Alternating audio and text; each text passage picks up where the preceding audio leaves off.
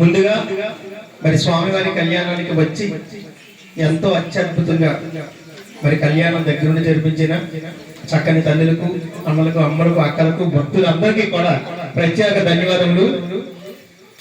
మరి గౌరమ్మ పండుగ టైంలో ఇక్కడ సంకీర్తన పాడడం మీకు అందరికీ తెలుసు. ఈరోజు ఒక ముఖ్యమైన విషయం ఏంటంటే మన హైందవ ధర్మం, సనాతన ధర్మం కోసం అందరూ కూడా ఆలోచించాలి. మరి దేశాల్లో మన హిందువుల్ని చంపేస్తున్నారు, మన గుళ్ళు కూల్ చేస్తున్నారు, స్త్రీ తత్వాన్ని నాశనం చేస్తున్నారు. వేరే మతస్థులు మన మతాన్ని దారుణంగా, చాలా దారుణంగా ఏదిస్తున్నారు, దోచుకుంటున్నారు. దేవుడి పేరు మీద మనుషులు ఎడగొడుతున్నారు.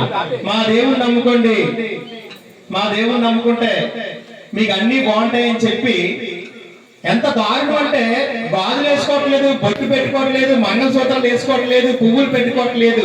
అలాంటి పరిస్థితి మతం పేరు మీద కుటుంబాలు ఎడగొడుతున్నారు, కులాన్ని ఎడగొడుతున్నారు, పెద్దలు ఎడగొడుతున్నారు.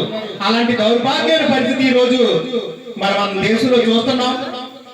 మరి శ్రీకాకుళాన్ని, రాముల గుడిని మరి ఎంతో దారుణంగా కూల్చారు, అమ్మవారి విగ్రహాలు కాల్ చేస్తున్నారు.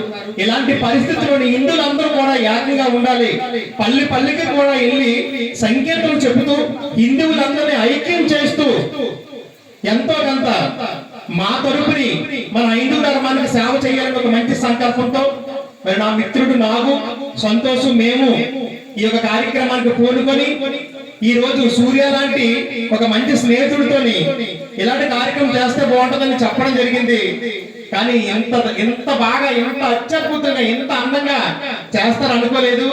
పాడేవాళ్ళున్నా, చేసే పంచులున్నా, భక్తులు లేకపోతే, ఆదరించే మనుషులు లేకపోతే ఇక్కడ ఏమి చేయలేమండి. ఇంత బాగా జరిగిందంటే దానికి కారణం మీరు. ముఖ్యంగా చెప్పేది ఏంటంటే అభిమానం, అనురాగత, ఆప్యాయత, అనుబంధం, కుటుంబం, స్నేహం, నమస్కారం, సంస్కారం, ఎన్నో విలువలున్న మతం ఏ మతం అంటే అది హిందూ మతం.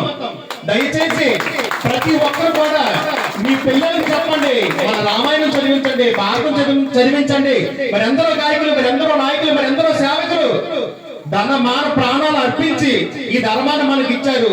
అలాంటిది ఈ రోజు మన ధర్మాన్ని ఎంతో దారుణంగా దెబ్బతీస్తున్నారండి.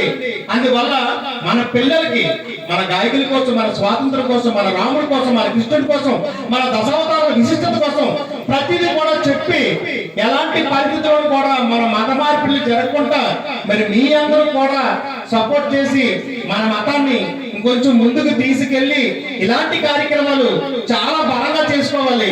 ఈ ఊరిని దత్త తీసుకుంటున్నామని చెప్పి సరదాగా నేను అన్నాను సూర్య, కానీ ఇది చాలా అద్భుతం. ఇంత తక్కువ టైంలోని ఇంత మంచి కార్యక్రమం చేస్తాం అనుకోలేదు. రానున్న రోజుల్లోని ముందు ఇంకా టెంట్లేసి 100 జంటల పైన కూర్చొని సంకీర్తనలు పాడుతూ కళ్యాణాన్ని